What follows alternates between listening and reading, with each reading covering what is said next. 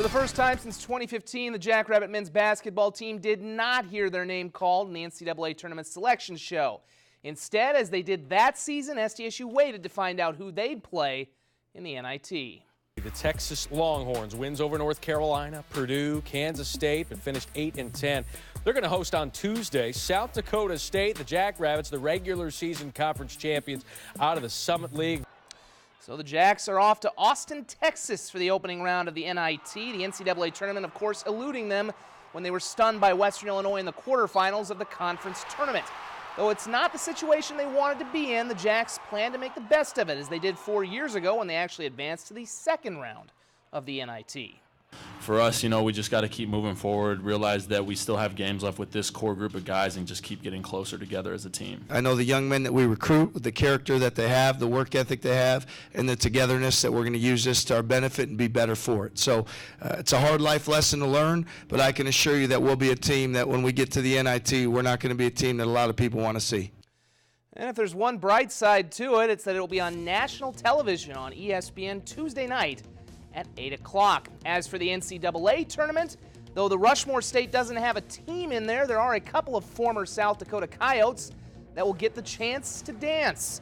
Former USD guard Matt Mooney and Texas Tech are a 3 seed and will face Northern Kentucky in Tulsa on Friday. Former Coyote head coach Craig Smith led Utah State to the Mountain West tournament title in his first year, beating the other SDSU, that would be San Diego State, yesterday to gain an automatic bid out of the Mountain West. They will be an 8 seed and face Washington and Columbus, Ohio on Friday. Taking a look at a few other teams with some regional ties. North Dakota State, who of course won the Summit League tournament, they're in the first 4 play-in games. They play North Carolina Central. If they win that, they get to get destroyed by Zion Williamson and Duke. So happy reward there. Elsewhere, Minnesota plays Louisville. Of course, Richard Pitino Jr., the coach of Minnesota, that was his dad's old team before his dad got unceremoniously fired there. So an interesting matchup. And both Iowa schools in the dance as well. The Hawkeyes playing Cincinnati and Iowa State, playing the team the Jackrabbits played a year ago, Ohio State. The NCAA women's basketball tournament will be unveiled tomorrow on ESPN at 6 o'clock. Now SDSU knows that they're in by virtue of winning the automatic bid in their 83-71 Summit League tournament championship win over USD. Thanks to their strong resume and strength of schedule, the Jacks could be in line for their highest seed and most favorable draw in program history. And thanks to an equally strong resume and strength of schedule, the Coyotes are expected to become the first team out of the Summit League to ever get an at-large bid in the NCAA tournament.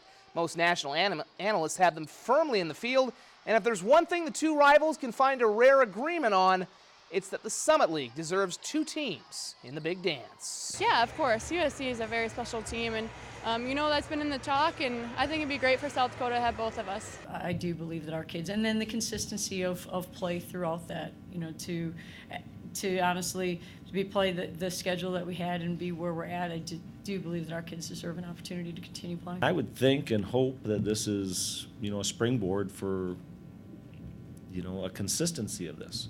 I don't know how many times we've had these conversations where I think I've always been an optimist saying, yeah, I think we can get 2 teams. And I think a lot of people said, oh, you never get 2 teams. And here we are. Now I'll be an optimist and say, why can't we push for that every year? And we will be at both watch parties tomorrow. The Jackrabbits are at Cubby's at 5:30 in Brookings. The Coyotes in Vermilion at the Old Lumber Company. Again, plenty of coverage tomorrow. The Sioux Falls Flyers lost the state boys hockey championship game 1 year ago today to Rushmore. Since then, they haven't lost, going 18-0-2. Today, they look to complete the perfect season and get a little revenge against Rushmore in this year's title game. Down 1-0 in the second, they erupt. Carter Cosmic to Nathan Fanning, and we're all tied up at 1, just 28 seconds into the second period. About 3 minutes later, Nathan Moon he'll get the fans to the moon as he jams in the rebound right here, and the Flyers have their first lead. It's 2-1. Late in the period, Braden Malwitz, the leading scorer in the state, all alone in front, and that's easy pickings for him. It's 3-1. And then less than 2 minutes later, Sam Siegel gets the rebound in front and puts home the loose change as the Sioux Falls Flyers do indeed complete a perfect season. They're your state champs. They win it by a final of 4-1. In the USHL, the Stampede sporting special St. Patrick's Day uniforms. We've seen a few times on air here for their matinee with Fargo tied at 1. That's not as pretty as the jerseys. Hank Crone to Ben Myers, and Fargo's up 2-1. But with 5 minutes to go, the fans would be rewarded. Artem Ivan Uzinkov puts the shot on net, and Ethan Phillips is there to jam home the rebound were tied at 2. We'd play through overtime and then into a shootout, forced down 2-1 when Ivan Yuzenkov dekes and gets the wrister to tie things up at 2 in the shootout, and then it's Fargo's turn. Crone putting on a ton of moves on Alec Cavaruso and puts that one home. Fargo's up 3-2. Stampede need to score here to keep things alive, but Andre Lee is stopped by Ryan Bischel, and the Herd fall 3-2 in the shootout. For much of the season, the Sioux Falls Skyforce looked like the best team in the NBA G League. The NBA and other foreign leagues took notice, poaching some of their best players. 9 straight losses later, and the Skyforce likely will be left out of the playoffs for a second straight year. Today, their home finale against Memphis, wearing some special Native American heritage uniforms. They actually had a sellout today, and big game for Boo Boo Paulo. He had 33 points. There's 2 of them right there. Force still down in the fourth quarter when Yante Mayton will get his back to the basket and hit the hook shot.